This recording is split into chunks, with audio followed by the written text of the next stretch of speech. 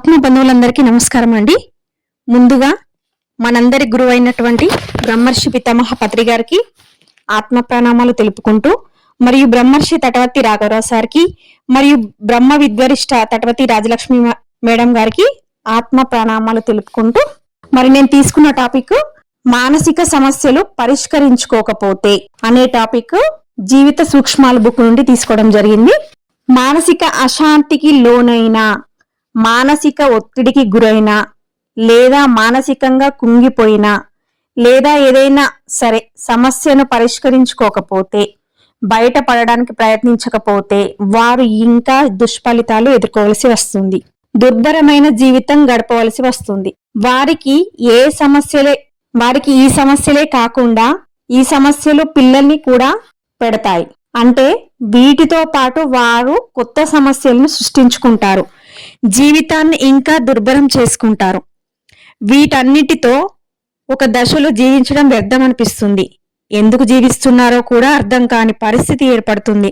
ఎందుకంటే అశాంతితో ఉన్నవారికి నిద్రలేమి ఏర్పడుతుంది, నిద్రపోలేరు, శరీరానికి కావలసిన విశ్రాంతి లభించదు. వీటన్నిటి వల్ల శరీరం రోగగ్రస్తం అవుతుంది. శరీరం అనేక రోగాలకు నిలయమవుతుంది. ఈ రోగాల వల్ల, అశాంతి వల్ల రోజు శక్తిని కోల్పోతూ ఉంటారు. మానసికంగా ఇంకా బలహీనులవుతారు. మరి రోగాలు నయం చేసుకోవడం కోసం అయ్యే ఖర్చుతో సమస్యలలో చిక్కుకుంటారు. దీనివల్ల అశాంతి ఇంకా పెరుగుతుంది. చివరకు డిప్రెషన్కి గురవుతారు, మానసికంగా కుంగిపోతారు. చివరకు ఏమి చేయలేని స్థితికి చేరుకుంటారు. ఏమి చేయలేను అనుకుంటారు, ఉన్నా లేని వారిలా జీవిస్తుంటారు. ఇలాంటి స్థితిలో తమతో పాటు తమ కుటుంబంలోని వారికి కూడా అశాంతిని కలుగజేస్తారు. తాము ఆనందించలేరు, ఉన్నవారిని ఆనందంగా ఉండనివ్వరు. చివరకు వారు కూడా ఈ చక్రంలో తగులుకుంటారు. ఇలా మొత్తం సంసారాన్ని దుఃఖంలో ముంచుతారు. ఇలా అశాంతికి లోనైన వారి జీవితం సారం లేని బీడు భూమిలా తయారవుతుంది. అలాంటి అశాంతి నుండి శాంతి పొందడానికి ఎన్నో ప్రయత్నాలు చేస్తారు, కానీ శాంతిని పొందలేరు.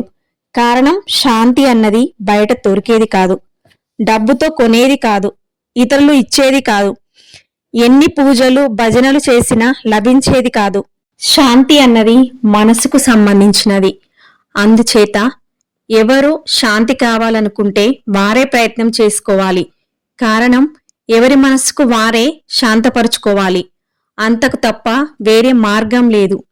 మనస్సును శాంతిపరచాలంటే ఒక్కటే మార్గం, అదే శ్వాస మీద ధ్యానం. ధ్యాస ఉంచి ధ్యానం చేయడం.